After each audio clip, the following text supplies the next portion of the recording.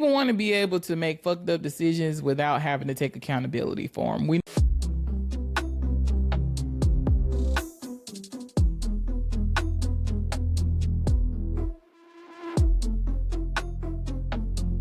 What's up, you guys? I'm Jess, and this is Life in the Gray. This is our space where we can admit that we don't have it all together, but we still belong. Do you ever find yourself doing that one thing? That one thing of taking one moment or one flaw and letting it define the whole thing. Like I said, waking up late ruined your whole day. It's sad that we also do that with people. I'm someone that was guilty of that. The moment someone did something that was out of the scope of what I felt like they should be doing, I was able to write them off. Now, the catch-22 with that is that people who are actually deserving of being cut off would always get cut off, because I had no problem with cutting people off. But the thing is, I also possibly let go of people who were actually good people, who probably just had a bad day, struggling. You know how they say, I probably needed a hug, but I did this. They probably just needed a hug.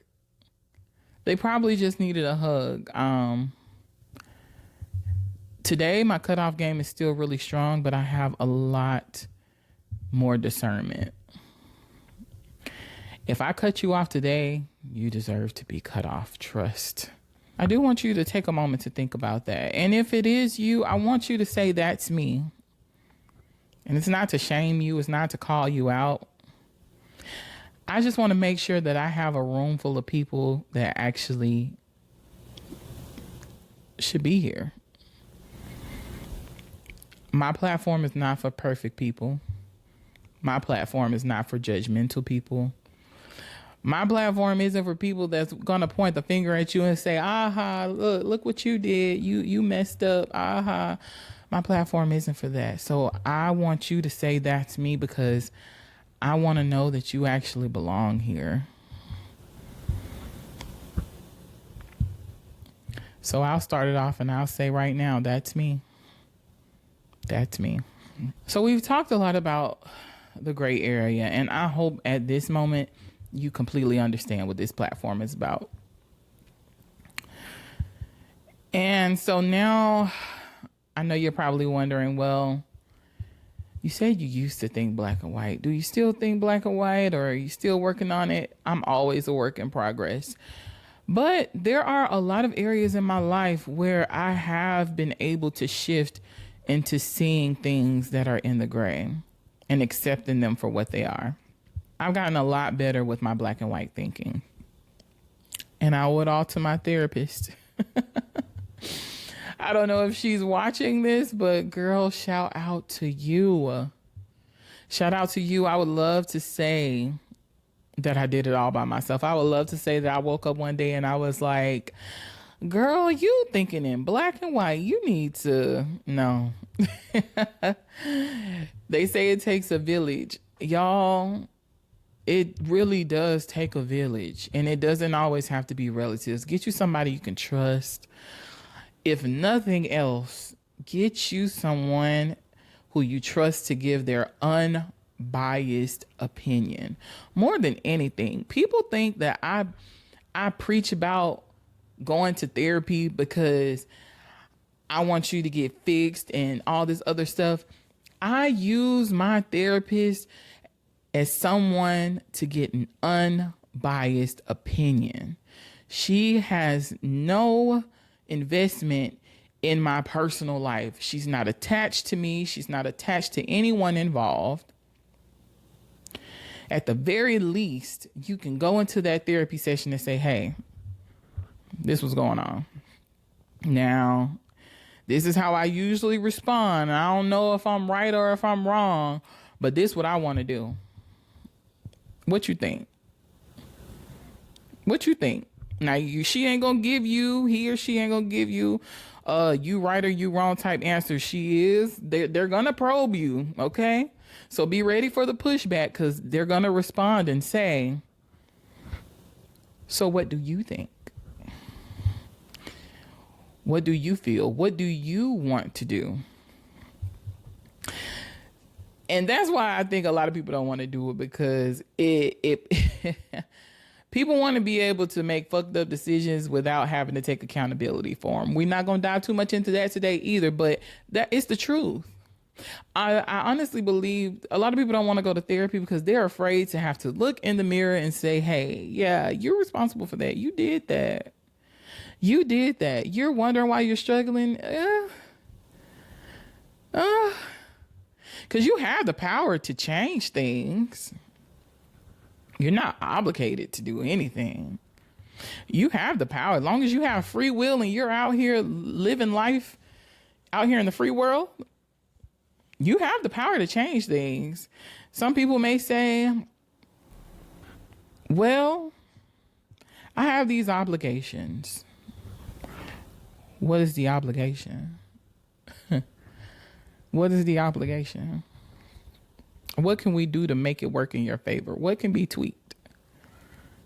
I think that's what I really love about therapy, is because it's solution based. I don't like talking about things just to talk about them. If there's a problem, how can we fix it? What can I do to fix it? What can we do as a collective? What can we do as a team? What can we do as friends? What can we do as coworkers? How can we come together and fix it? And that is the gray area, especially when it comes to relationships. I know I was supposed to be talking about how I got out of the gray, but you have to be willing to meet people in the middle. Sometimes you're going to have to bend. Sometimes you're not going to get all the things that you want, because building connections with people is not always about what you want or what you need. People are not responsible for you. You're responsible for you. So I got out of my black and white thinking in most areas of my life by being accountable, by understanding that things that I've gone through is because I chose them. Most of us would like to paint ourselves as being the victim. Even in the relationships that weren't for me, I won't say failed, because I didn't fail. I experienced those relationships. And during that experience, I realized they were not for me. And I removed myself. So I've realized that in trying to find my gray areas, I chose those people because I was in a season. And something about them drew me to them. We may not have been the exact same person, but we related on some level.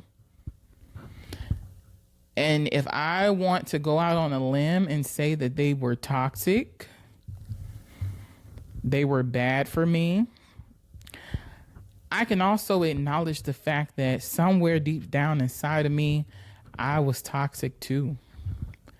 And I was bad for myself.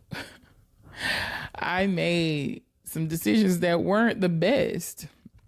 And I chose those people, which is okay. It's no different.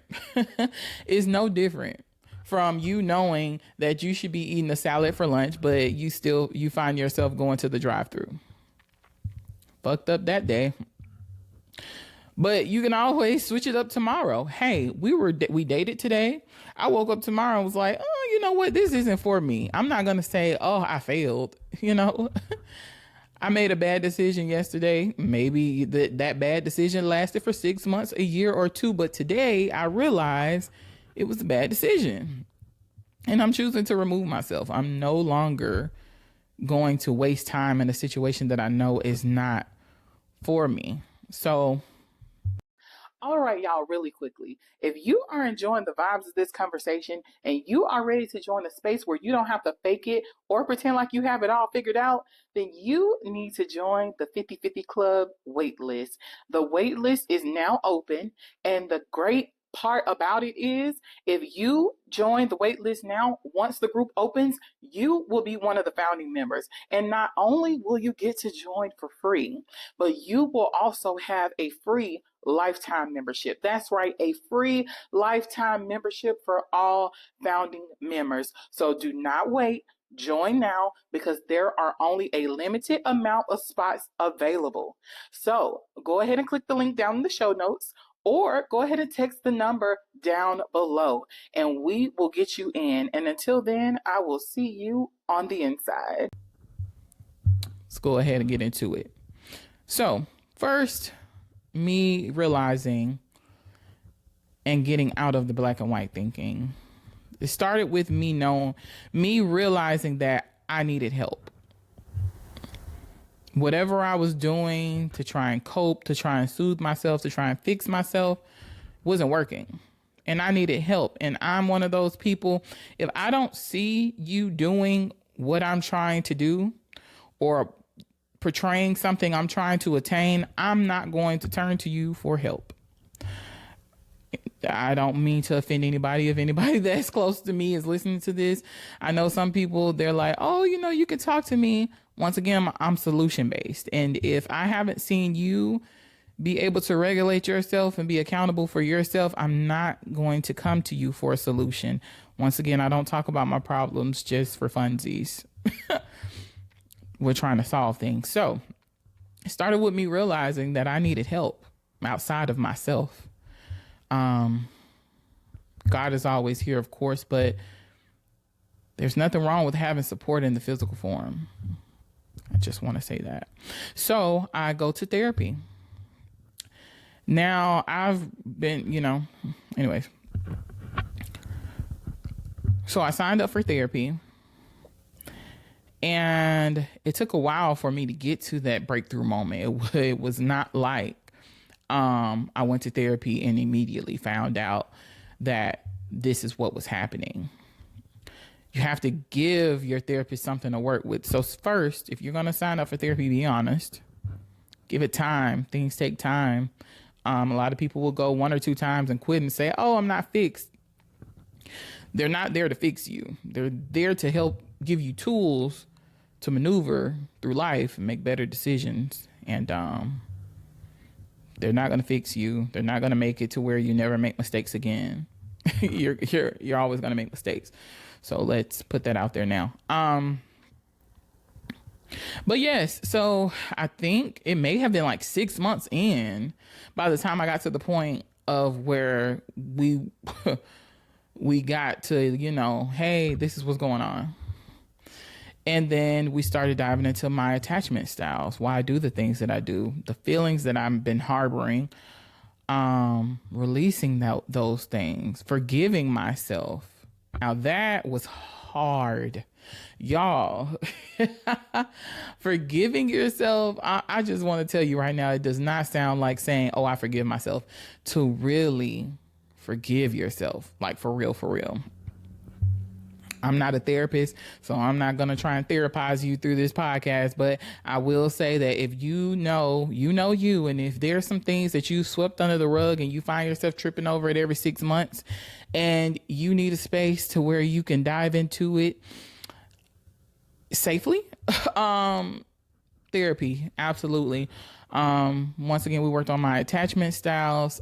For some reason, throughout this process, at some point I developed anxiety, and well, actually I think I already had anxiety, and it felt so funny because we would have our sessions via Zoom, and she could notice when I would get anxious and I would literally like stop breathing, and so she helped me with exercises. And so these are the kind of things that I'm saying, like, you're going through life. Nobody really teaches you this unless there's someone in your family. I don't know if your parent, one of your parents is like a therapist or something, but who's teaching you that? Who's teaching you to look for cues like, oh, when you're getting anxious or nervous or something, like you're not breathing and it's causing you to panic? Like, who's teaching you that? So now I can notice when I'm anxious and I'm not breathing, I'm like, okay, I'm doing breathing exercises. I'm like, okay, what do I see? What can I feel? What do I smell? Like, activating my senses to bring me back to the current time. The tools that you're going to gain are amazing. You find the right therapist. That's another thing I'm going to say. It's my last point about therapy.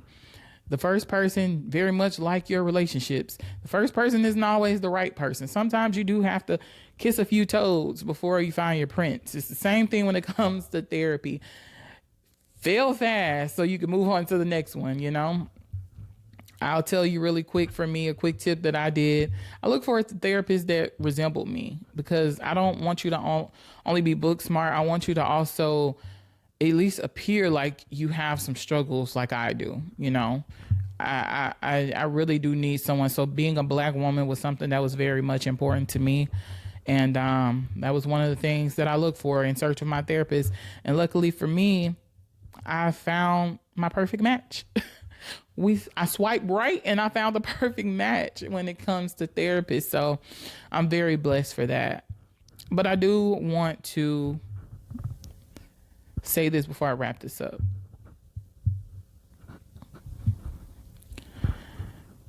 Only accepting parts of you is no different from accepting none of you. I say that we're 50% healed, 50% messy, and 100% real. And that's because the scale is always shifting. If you look back on life, you're always working to fix something.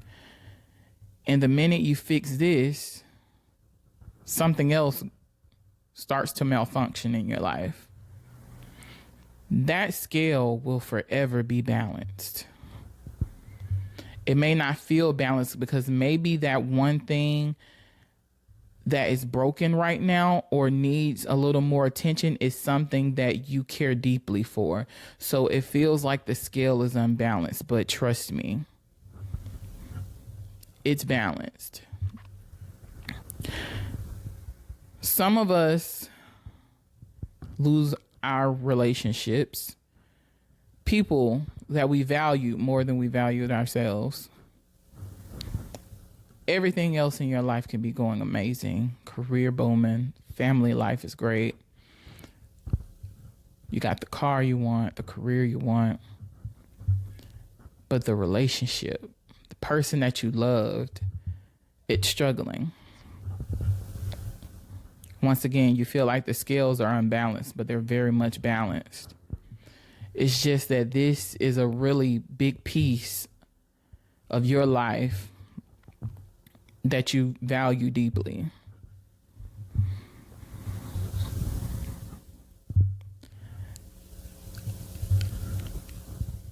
Everything that you love will always be challenged. Everything that you get in this life, you're going to have to fight, not only to get, but to keep. You buy the dream home, you go to work and you bust your ass for it. You get your dream car, you work overtime, you bust your ass for it. You're constantly looking for another job to pay for all of these things. You're willing to sacrifice years and go to school to be able to pay for all of these things. And the one thing that I want to challenge you to do is the same way you wake up every morning and bust your ass to get and keep these things. I want you to wake up every morning and bust your ass to get real connections and keep them. If anybody in your life is worth fighting for, I need you to fight for it not only when you're risking losing it, not only when you're on the brink of losing it. I want you to fight for it every day. Fight for it every single day. Fight for it like you're fighting to keep the lights on. If you know that connection, that person, that relationship is something that you value, you better bet your bottom dollar it's going to be tested. And when you're not constantly working at it every day, it's not going to be impossible, but it's going to be damn hard for you to pass that test when you've gone through the past 6 months or years, sometimes years, taking that for granted, taking that person for granted, taking yourself for granted. Sometimes a lot of us don't fight enough for ourselves. Sometimes you do have to remove yourself from a connection. Sometimes we know the right decision is to remove ourselves from a person, from a relationship, from a connection, and we're afraid to do it because how it's going to affect other people, what other people will think, how the other person involved will feel. Well, if you're somewhere you don't want to be, I can almost guarantee you it's not a pleasant experience. So if you really cared about the person, you would remove yourself. You would remove yourself because not only do you deserve a shot at having true happiness, they also deserve a shot. Of course, you'll both be hurt, but they'll appreciate you for it. They'll appreciate you for it in the long run. So I just want to remind you guys, we're 50% healed. We're 50% messy, but we are always 100% real in this space. We're going to be talking about relationships. We're going to be talking about boundaries, healing, and all of the pretty things that do not fit neatly into those good or bad boxes. I just want to remind you guys, I want to take this beyond this podcast. I have amazing things planned for this platform, and I'm working on building a community for all of us to be able to grow together. Now, the amazing part about this community is all of the founding members will have lifetime free membership. So I want to urge you, it's not going to take much of anything for you. If you feel like this is a great space for you, if you already enjoy the energy, if you've made it this far, then I know that you belong in this community. No questions asked. If you have a friend, feel free to bring your friends in. It's free. We can all congregate and be on our journeys together. What space? Who doesn't want to feel heard? Who doesn't want to feel seen? I know I do. This is a space that I wish I had when I was going through it. So I feel like what better way or what better thing to do or invest in other than giving people the thing that I wish I had, the thing that I still want to this day. I've joined some groups and I just hasn't found one that gives me exactly what I need. So took it upon myself to create a space, and I want you to join. So don't be shy. It's just an email, and make sure you sign up. And here's my advice for you today. Stop waiting until you're completely done with something before you feel like you belong or like you matter. You are not a half-finished project. You're a whole human, girl. You're a whole human out here in these streets. And I just need you to know that that middle space that we're trying to get comfortable in is not a weak spot. It's where real life actually happens. Real life happens in that middle area. Real life happens in the gray.